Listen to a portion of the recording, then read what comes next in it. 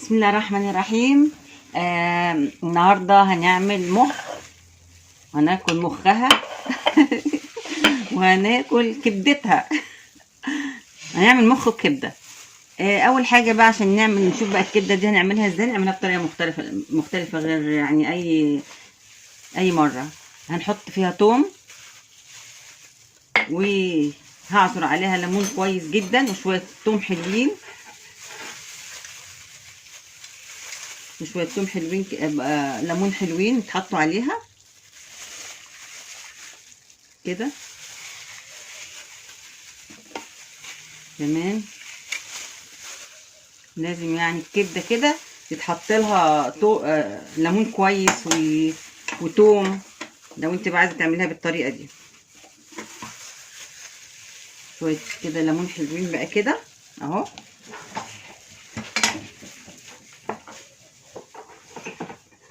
وهحط عليها كمان فلفل اسود،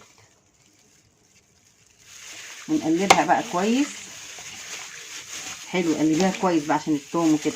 مش هحط لها ملح دلوقتي، ان الملح بينزل ميه اي حاجه، يعني انت لما تحبي تنزلي ميه اي حاجه بتحطي له ملح.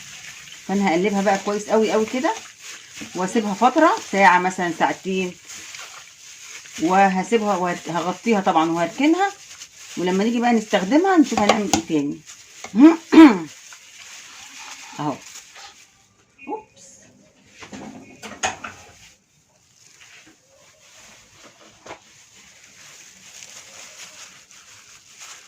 يعني حاطه طبق. المهم نيجي بقى للايه، للمخ. المخ طبعا ده يعني محتاج معامله خاصه. لازم نظافه الاول، يتغسل كويس جدا. هعصر عليه طبعا ليمون برضو.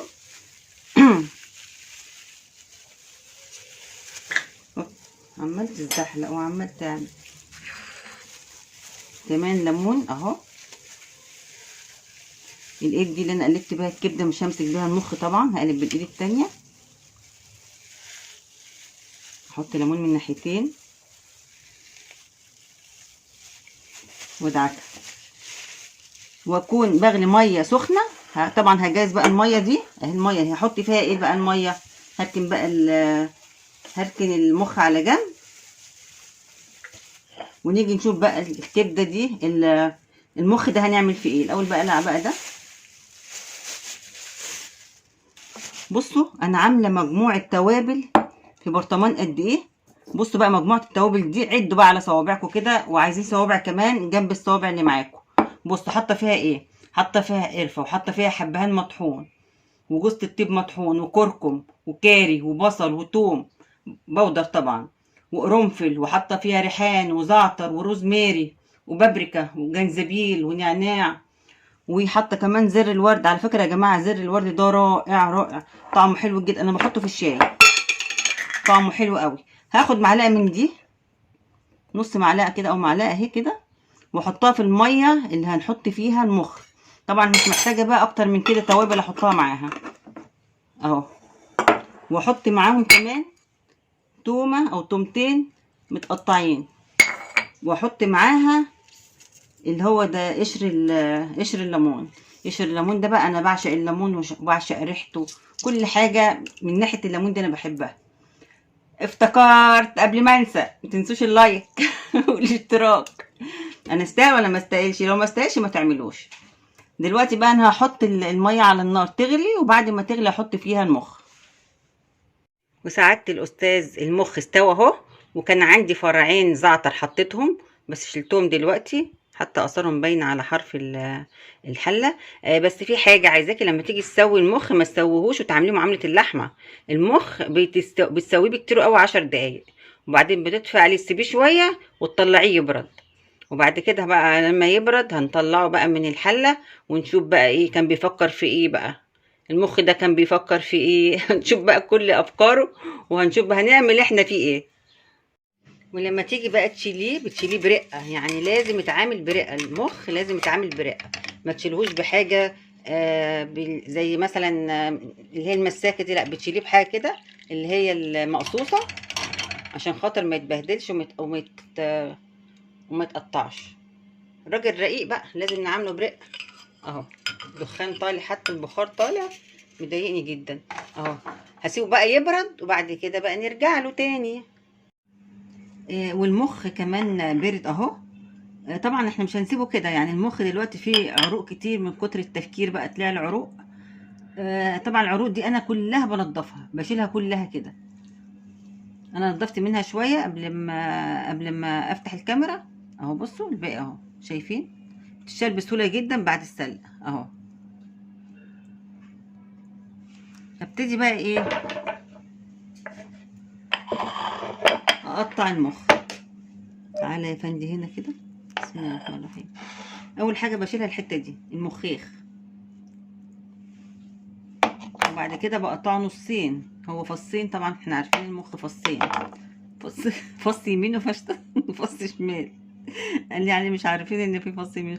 المهم كده ببصوا شايفين اهو، شايفين العروق اهي. بشيلها بتشال بسهوله خالص اهو.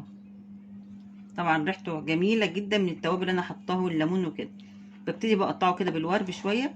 انت بقى حسب ما انت عايزاه سميك شويه، عايزاه رفيع، دي حاجه براحتك اهو. كده كده اهو، شايفين اهو متقطع كده بالشكل ده. والتاني برضو هعمله زيه. وبعدين هروح جايبه بيضه.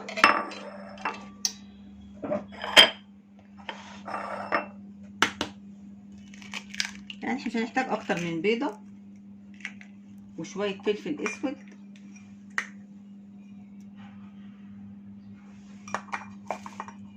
وملح طبعا عليها، ولبن.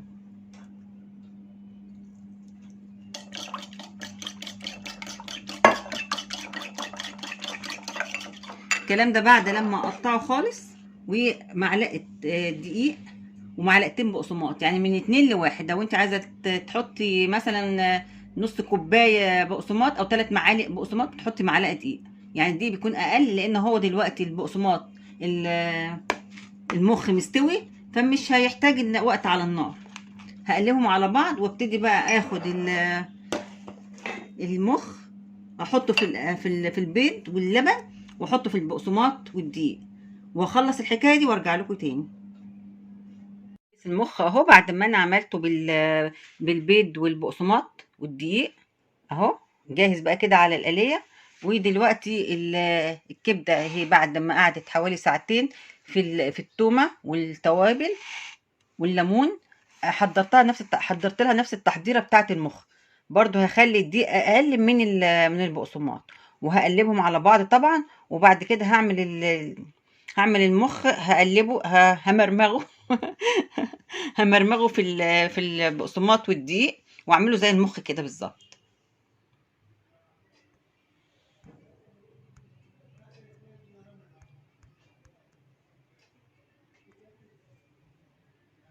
والكبده اهي بعد لما اتحطت في البقسماط والدقيق من غير بيض طبعا، مش زي المخ. هبتدي بقى احطها في الزيت سخن وهقليها، وهعمل زيها برضو، وهقلي بعد كده المخ. انا مقطعاها حتت كبيره لانها برضو الكبده بتكش احيانا، يعني انتوا عارفين الكبده لما بتقلي بتكش. انا قلبتها، بس في حاجه عايزه اقول لكم عليها. الكبده ما يتقرص عليها، الكبده يا دوبك بتعمليها وش كده، يعني يا دوبك شويه دقيقه كده ودقيقه كده وتطلعيها. الكبده ما يتقرص عليها والا هتنشف منك. ويجي ميعاد المخ بقى اهو. طبعا الزيت بيكون سخن شويه.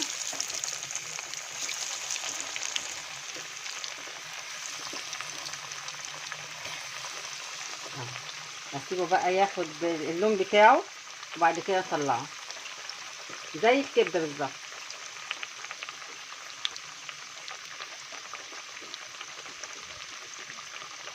والمخ اهو اتقلى، ومعاه الكبده باحلى خلطه اتعملت بالمخ والكبده، وبطاطس محمره معاها، عليها بقى رشه بابريكا وكمون وملح. يا سلام. وسلطه طحينه والجرجير، واحلى عيش سخن طازه يعني ملهلب، واحلى اكله اتعملت. ايه رايكم فيها بقى؟ يا رب تعجبكم وتعملوها وتعملوا احسن منها، والف هنا في شفا ديكوا لما تعملوها. انا بموت بعشق المخ. شكرا.